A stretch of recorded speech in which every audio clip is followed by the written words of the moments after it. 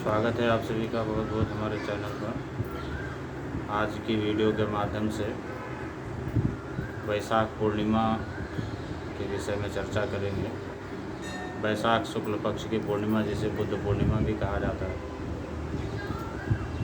और वैसे तो प्रत्येक महीना पूर्णिमा तिथि पड़ती है। हर पूर्णिमा तिथि का अपना महत्व है, विशेष महत्व है। जैसे कार्तिक मास की पूर्णिमा, शरद पूर्णिमा है और वैशाख की पूर्णिमा, ये सब पूर्णिमा श्रेष्ठ पूर्णिमा में मानी जाती है। कार्तिक मास की पूर्णिमा, शरद पूर्णिमा, वैशाख की पूर्णिमा। इसमें खास बात यह है कि इस दिन भगवान महात्मा बुद्ध का जन्म भी हुआ था, तो बुद्ध पूर्णिमा भी कहा जाता है इसको। इस बार पूर्णिमा तिथि का संयोग 2 दिन बन रहा है। तो व्रत के लिए जो पूर्णिमा होगी वो 15 मई को होगी, क्योंकि 15 मई को अपराह्न करीब 12:45 बजे पूर्णिमा तिथि प्रारंभ हो जाएगी। जो अगले दिन यानी 16 मई को करीब 9:45 बजे तक, पूर्वाह्न 9:45 बजे तक रहेगी। तो इसलिए व्रत के लिए जो उचित है वो 15 तारीख को करना चाहिए, क्योंकि व्रत की पूर्णिमा में रात्रिकालीन चंद्रमा का विशेष महत्व कहा गया।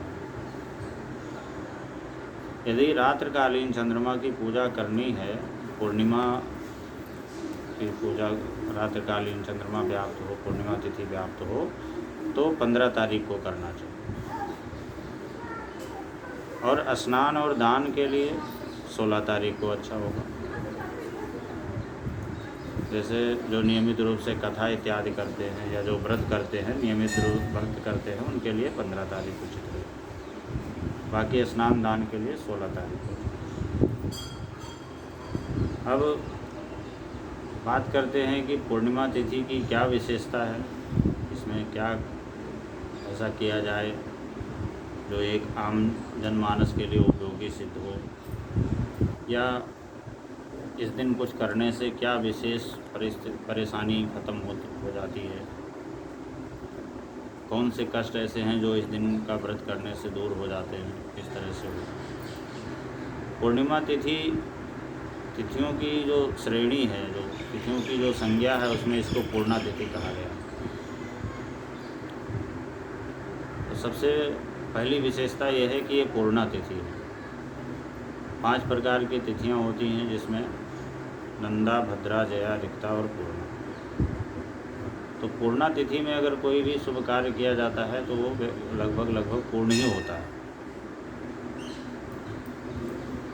इस बार जो पूर्णिमा का जो संयोग है 2 दिन का बन रहा है, तो इसलिए और भी विशेष अच्छा है। पूर्णिमा के दिन जैसे स्नान और दान का विशेष महत्व है। दान में जैसे सफ़ेद वस्तु है, खीर है, चावल है, दूध है, दही है, सफ़ेद चीज़ों का इस तरह से दान करना चाहिए। चांदी का दान करना चाहिए। ऐसा करने से मन शांत होता है, मन संतुष्ट होता है और घर में सुख समृद्धि भी आती है। इसके अलावा पूर्णिमा के दिन अगर किसी के पास कोई कर्ज का भार है, ऋण का भार है, तो उसके लिए भी ये दिन बहुत अच्छा है। दूध में मधु, शहद और घृत मिला करके, जल मिला करके पीपल के पेड़ में चढ़ा करके उसकी परिक्रमा करने से अगर ऋण है, किसी के ऊपर कर्ज है, तो वो खत्म हो जाता है। इस दिन चंद्रमा से संबंधित कोई भी उपाय करने से, अगर किसी की कुंडली में चंद्रमा का दोष है, ग्रहण दोष है, या कुंडली में मातृ ऋण है, मातृ श्राप है, तो उस व्यक्ति के लिए ये दिन वरदान स्वरूप है। अगर वो इस दिन कुछ करे चंद्रमा से संबंधित, पूर्णिमा का व्रत रखे, रात्रि में चंद्रमा को अर्घ्य दे, दूध मिश्रित जल से अर्घ्य देना चाहिए और चंद्रदेव का दर्शन करके चंद्रमा के मंत्रों का जाप करना चाहिए। ऐसा करने से ये जितने प्रकार के भी दोष हैं, चाहे वो कुंडली में ग्रहण दोष हो, चाहे मातृ ऋण हो, मातृश्राप हो, या मान लिया कर्ज की अधिकता हो, तो उसके लिए अच्छा होता है। दिन में व्रत करके रात्रि में उदित चंद्रमा को अर्घ्य दे करके, और फिर अगर करना चाहे तो व्यक्ति साधारण भोजन भी कर सकता है, सामान्य भोजन भी कर सकता है। इसके अलावा जैसे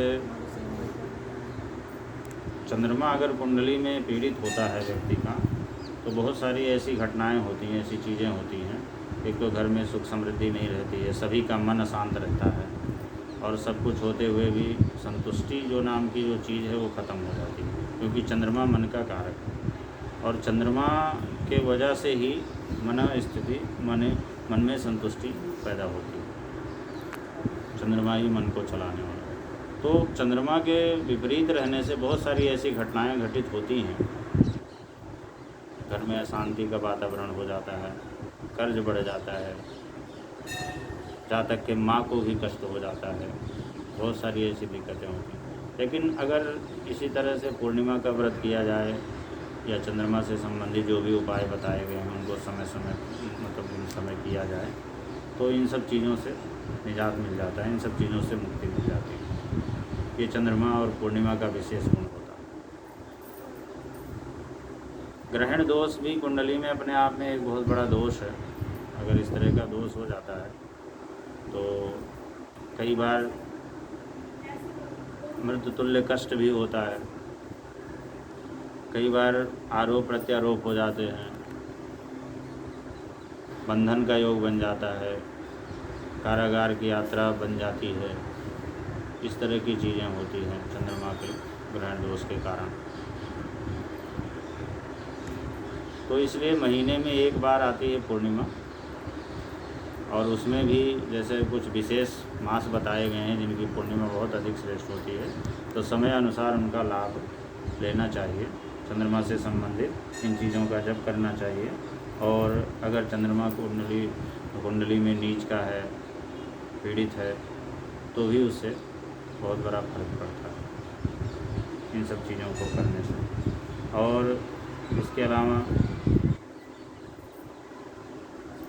अगर कुछ भी ना कर सके तो उस दिन एकाहारी होकर के एक समय भोजन ले, और खाली चंद्रमा के मंत्रों का यथासंभव जप करे, तो भी बहुत अच्छा प्रभाव पड़ेगा, बहुत अच्छा फल मिलेगा, और उसका सकारात्मक प्रभाव पड़ेगा। क्योंकि चंद्रमा की वजह से बहुत सारी चीज़ें ऐसी हैं जो हमारी सुधर जाती हैं। कुंडली में बहुत सारी चीज़ें ऐसी हैं जिनका सुधार हो जाता है। तो इस तरह करके इस अवसर का लाभ ज़रूर लेना चाहिए। बहुत बहुत धन्यवाद।